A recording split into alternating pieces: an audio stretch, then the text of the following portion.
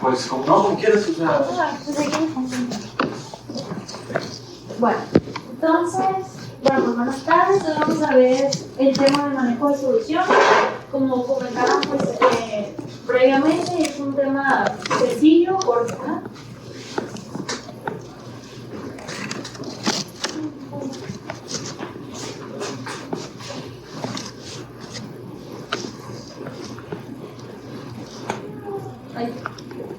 Bueno,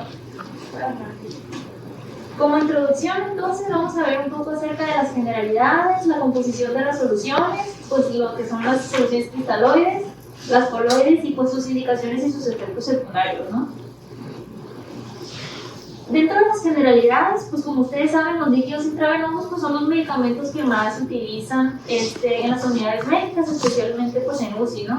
La solución más utilizada es la cloruro de sodio al 0.9%.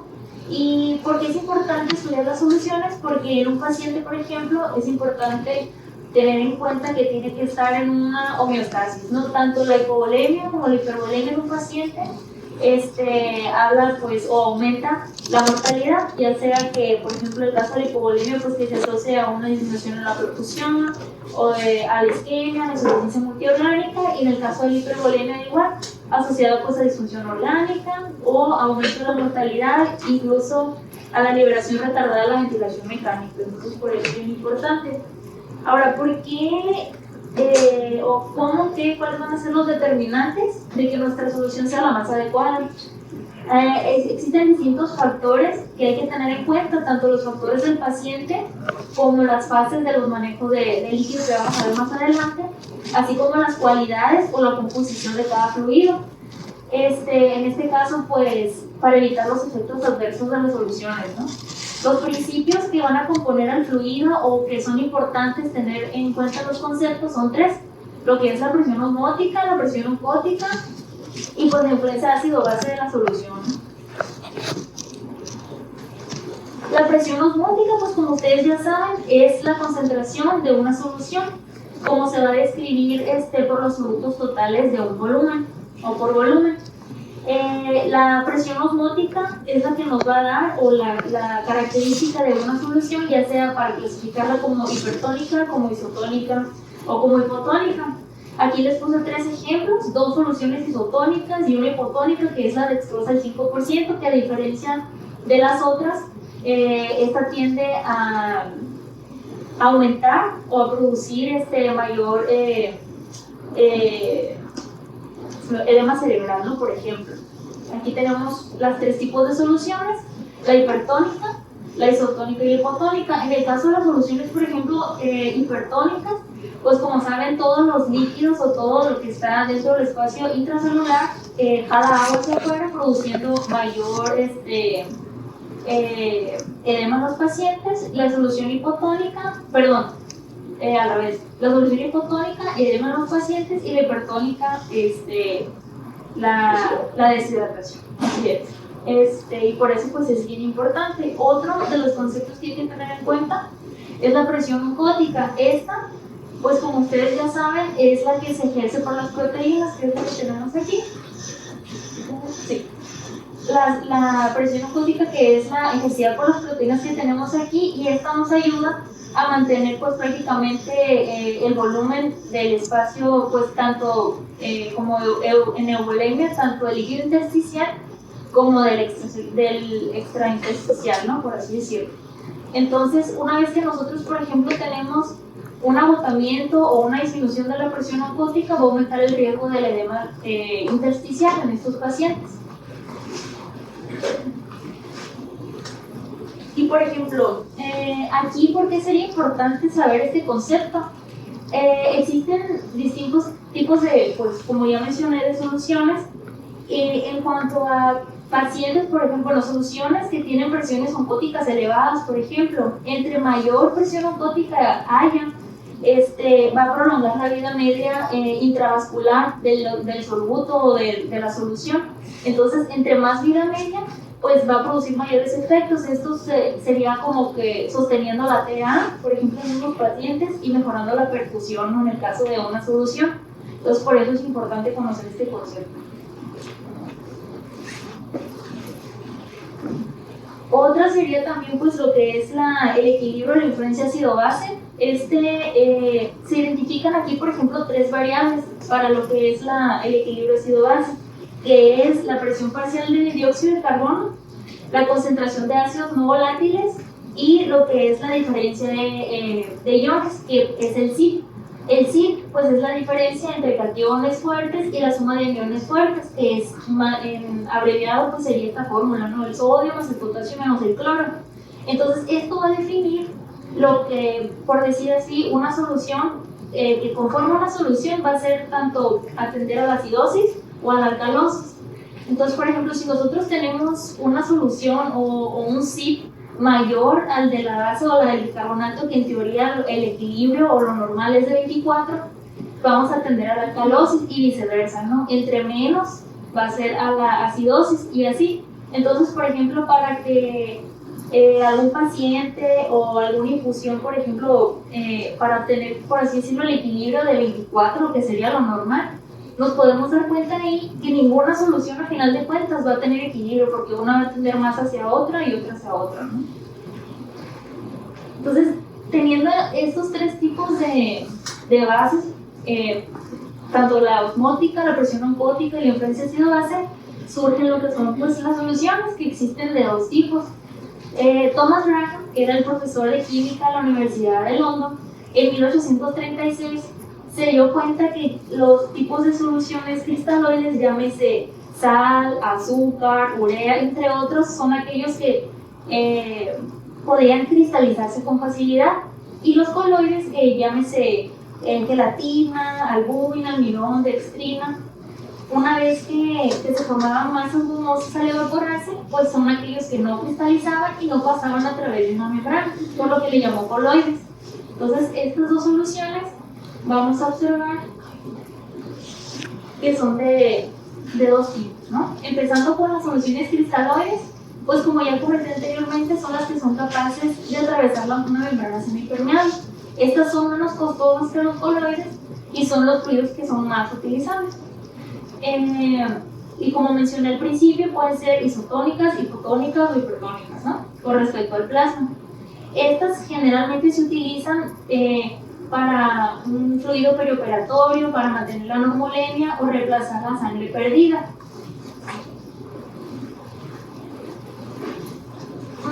La teoría fisiológica de este tipo de soluciones depende o está determinada por la concentración de sodio que tienen. Ahorita vamos a ver las composiciones de cada una.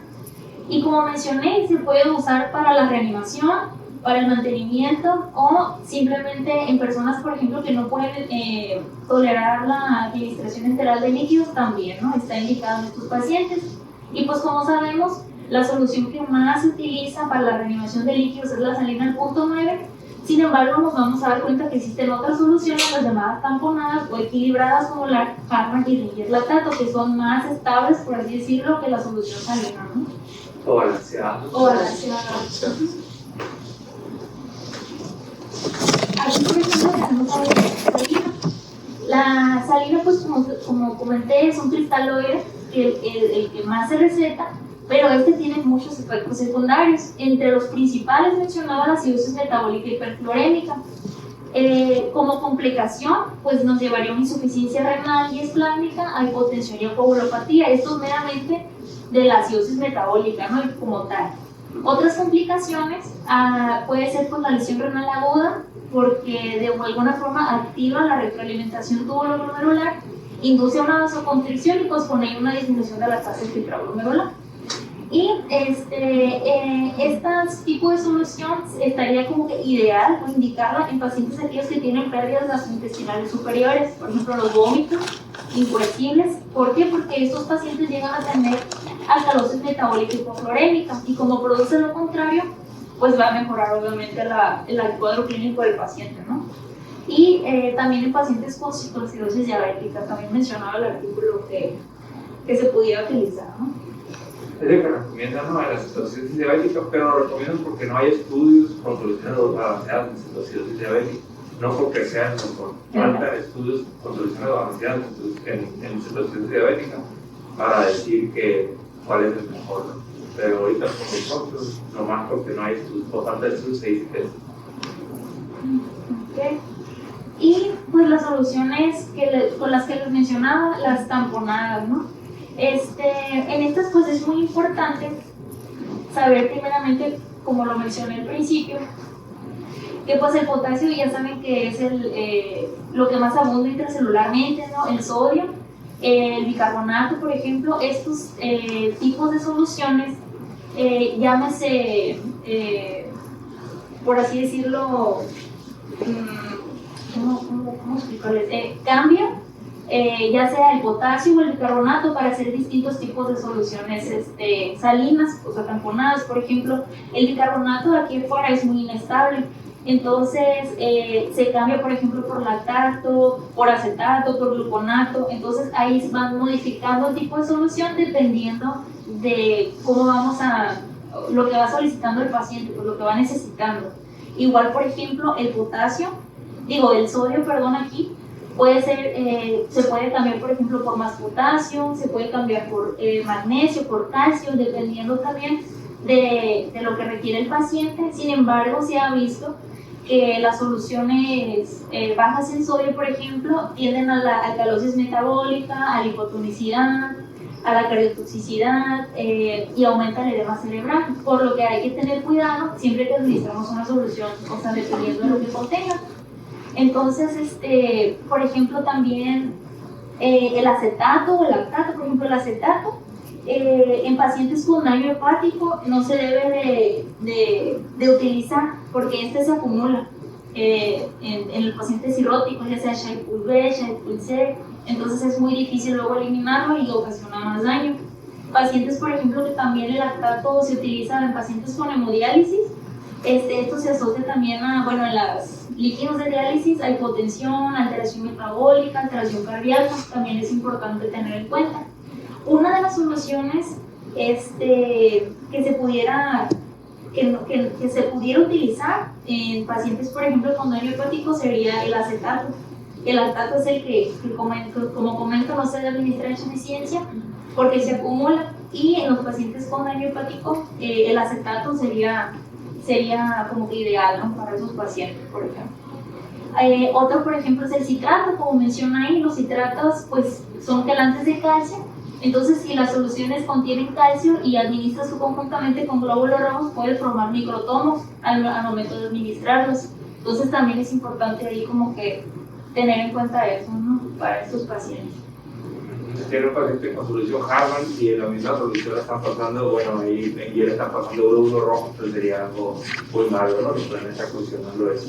Y lo ideal sería pasar a Harman por acá y los glóbulos rojos por el otro lado, que no se junten para que no hagan los procesos. Y pues aquí tenemos la composición de las soluciones cristaloides. Aquí, por ejemplo, está el plasma. Y aquí está la solución al punto 9. Si se fija, la única solución de los cristaloides, la que no contiene más que glucosa pura, pues es la solución glucosada de 5, ¿no? Ni sodio, ni potasio, ni nada. Entonces, por ejemplo, aquí la osmolaridad va de 275 a 295, y si se fijan, las soluciones Harman andan aproximadamente de 278, igual a Ringer lactato 273, a diferencia de la solución al punto 9, que es 308, por lo que estas, digamos que son más equilibradas que la solución pues de cloro de sodio, ¿no?, la que utilizamos. Ahora, por ejemplo, la solución con Ringer lactato, pues como su nombre lo dice, contiene lactato, al igual que la Harman. Estas, por ejemplo, mencionaba que como son soluciones que al igual o a diferencia de la solución de punto 9 contienen potasio, aunque es muy poco, se debe evitar en pacientes con hipercalemia severa, por ejemplo, porque pues lo aumentan, ¿no? Hay varios estudios dentro de los que nos pasó, que comparan, por ejemplo, solución de cloro de sodio con el plasma, otras comparan con plasma con Ringer lactato. Entonces, se ha visto que dentro de este tipo de estudios no hay como que una diferencia significativa de utilizar uno u otro, ¿no? Sí. Ya va a depender de los comórbidos del paciente, más que nada. No, por ejemplo, ahorita que estás mencionando los estudios, hay un estudio de viejito del 2003, me parece que es donde usaron 2 litros de solución salina y contra Harman, me parece, o Ringer lactato, no sé cuál de las dos. Y obviamente los pacientes, en pacientes sanos, y a las 2 horas veían, cuando les pasan los 2 litros, los aumentaban de peso, obviamente, ¿no? Y inmediatamente después lo volvían a perder cuando orinaban. Pero en la salina, ya se sabe desde hace tiempo, desde esos estudios, la salina se orinaba, tardan hasta 3 horas en orinar, ¿sabes? Y recuperar el peso original. Mientras que las soluciones isotónicas pues orinaban en 2 horas, un poquito menos. Entonces, pues sí sabemos, ¿no? que pues se relacionan más con daño renal. No ha habido una, como dices tú, ¿no? Cada una tiene sus propiedades, ¿no? Sí. Por ejemplo, la salina, pues como pones ahí, tiene el pH es de 5.5. Ahí también pones que la Harman, ¿no? y la Ringer lactato, la Harman la pones también en 5. Yo sabía que la más ácida era, la que tenía el pH más bajo era la salina. La salina 5.5 y la Ringer lactato puede llegar pues 6, 5, sí. La Harman. La Harman, imagino que varía dependiendo. Sí, dependiendo. Pero sí va a ser, pero pues por eso cuando en las reanimaciones donde tienes, pasas muchos litros de solución, pues por eso les puedes provocar una acidosis, ¿no? Realmente les estás bajando el pH directamente. Sí, así es. Eso en general, y aquí traigo otra tabla que también pues es como que más clara, ¿no? Sin tanto. Y aquí pues podemos dar cuenta que lo que le digo, pues por ejemplo el Ringer lactato, que contiene calcio, que contiene potasio, y pues el lactato, ¿no? Que por eso es un nombre.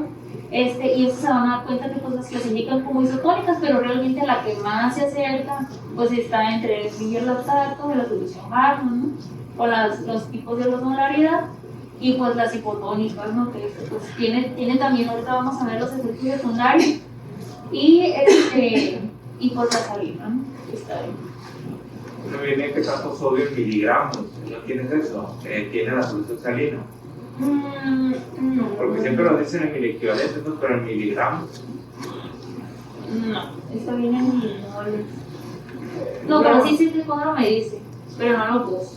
Sí se puede medir, ¿no? Hay una multiplicación. Realmente yo veo ahora estos cosas, pero son alrededor de casi 4.000 miligramos, 3.800 miligramos de sodio que trae cada litro de solución salina.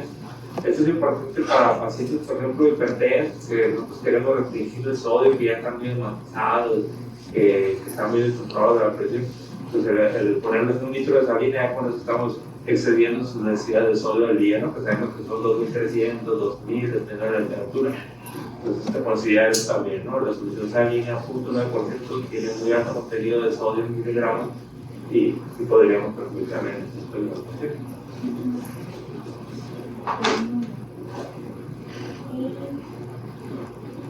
Bueno, y aquí está, como les comentaba, pues las complicaciones asociadas a la su administración. Por ejemplo, en cuanto a Ringer lactato y solución Harman, pueden causar hipercalcemia en el paciente renal, específicamente decir el paciente renal, ¿no? Hipercalemia, ¿no? Perdón, hipercalemia en el paciente renal, alcalosis metabólica. Se puede acumular también el lactato y la unión a citrato de calcio con productos salinos, que es lo que comentaba el doctor ahorita. La solución salina al punto 9, hipercloremia del paciente renal, acidosis metabólica hiperclorémica, pues edema gastrointestinal e intersticial, lesión renal, hígado, pues le llaman metabólico, pero ya no se me hígado. Pérdida de sangre intraoperatoria y complicaciones también que aumentan la mortalidad. Y las soluciones, por ejemplo, la hipertónica, pues hipernatremia, acidosis metabólica, hipocalemia, mielinolisis pontina, si se llega a poner muy rápida la solución, ¿no? Como ya sabemos, y edema muy prolongado en pacientes con cardiopatía, igual las destroxas, con hiperglicemia, crisis adinsoniana y deshidratación a nivel celular, ¿no? Estos más que nada, pues ya son como, se restringen un poquito más a otro tipo de pacientes, ¿no? Ahí es el 3%, ¿no? De hipertensión, que es el punto 3, es el 3%. Ah, 3%, sí.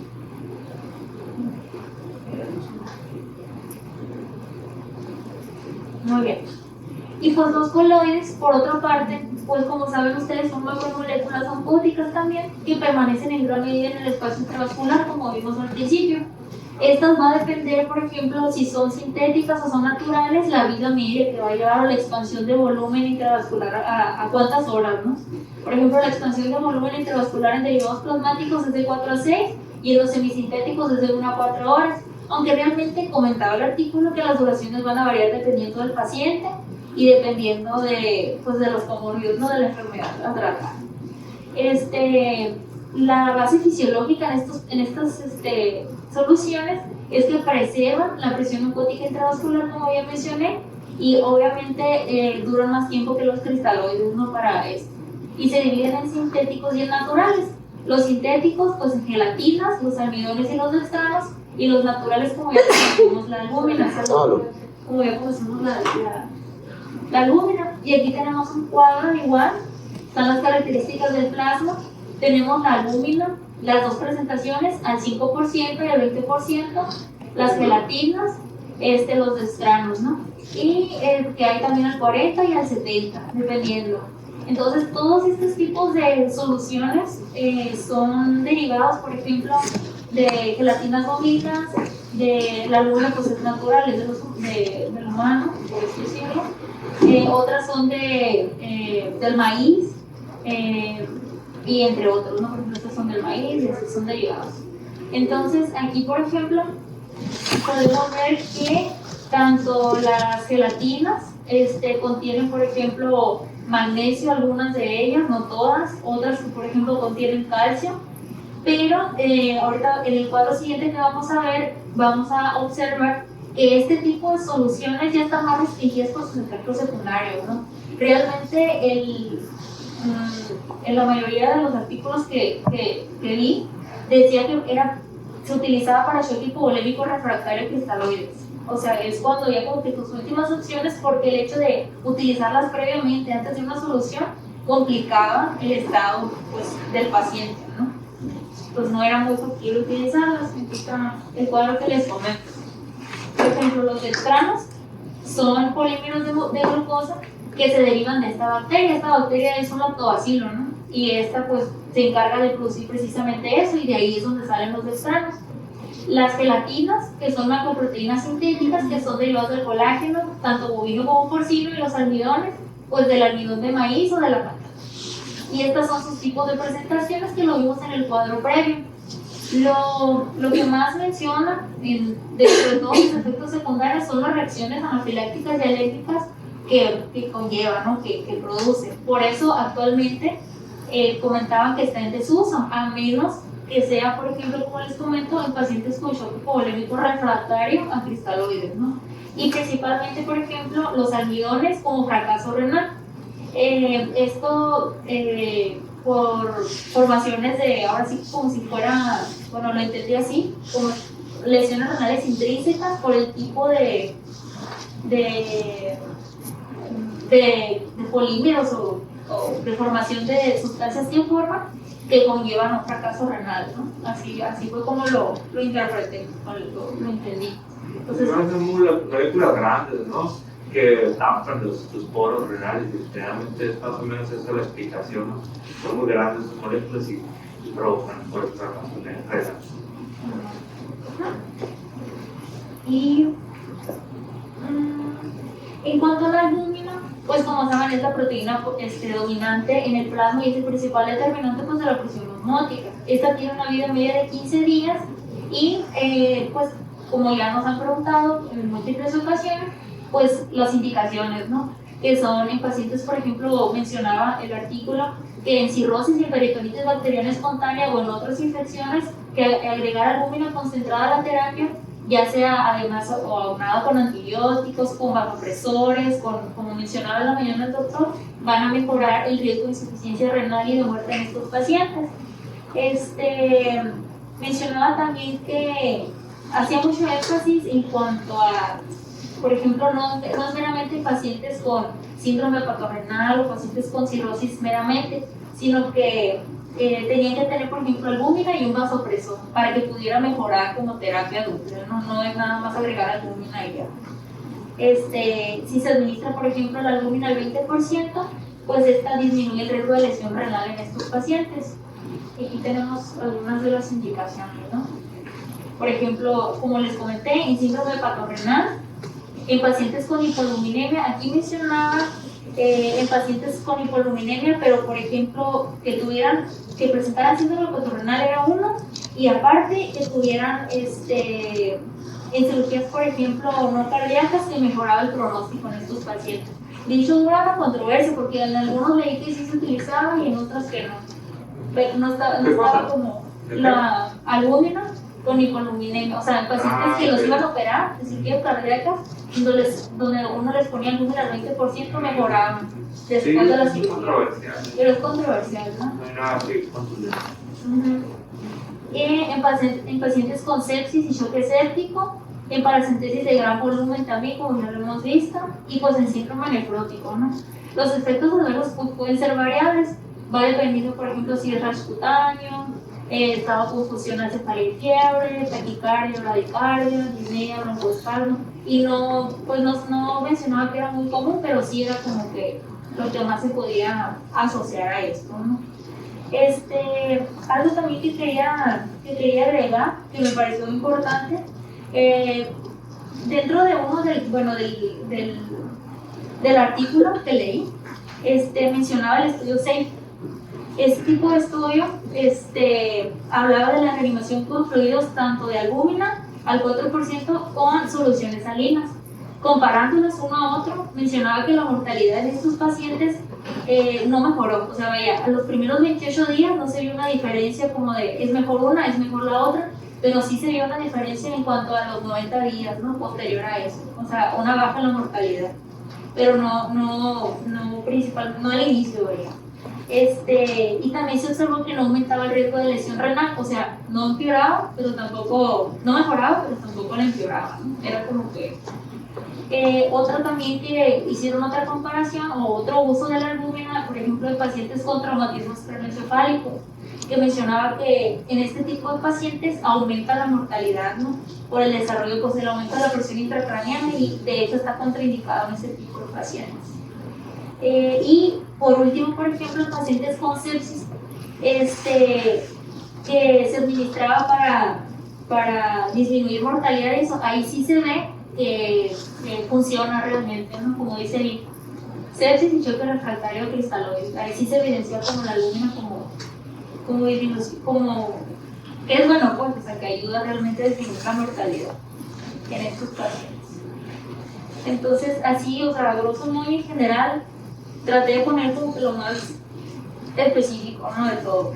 No sé si tengan alguna duda o algo que hayan leído referente a lo que yo leí, que quieran agregar.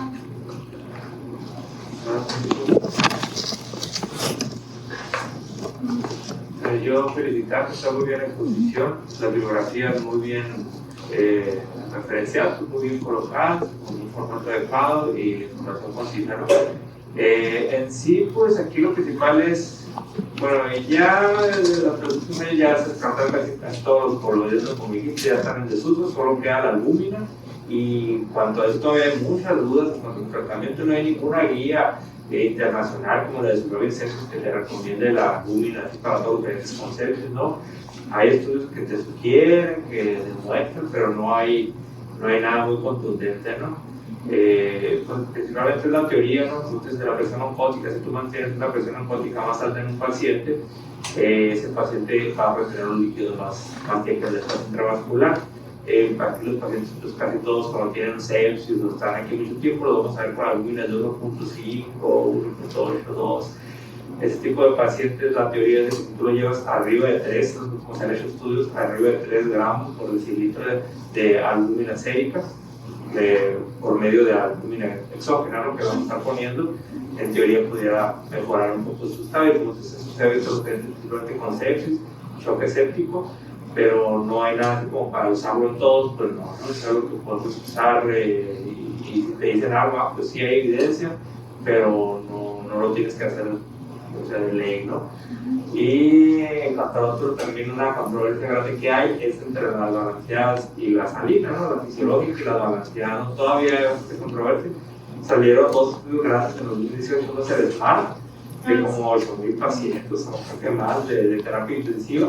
Se vio que no hubo nada estadísticamente significativo, la P fue 0.06, casi le llegó a lo estadísticamente significativo, pero se determinó que era un poco más probable con la salina, con la fisiológica, de que el paciente tuviera más lesión renal, ¿no? Mortalidad fue casi la misma, principalmente por lesión renal, el desenlace adverso que tuvo vinculado a la fisiológica, pero como les digo, no hubo algo estadísticamente significativo como para que ustedes puedan asegurar que la salina es peor que la balanceada o es malo, es causa reacción renal. No hay nada así todavía muy contundente como para decir, ¿saben qué? No usan salina.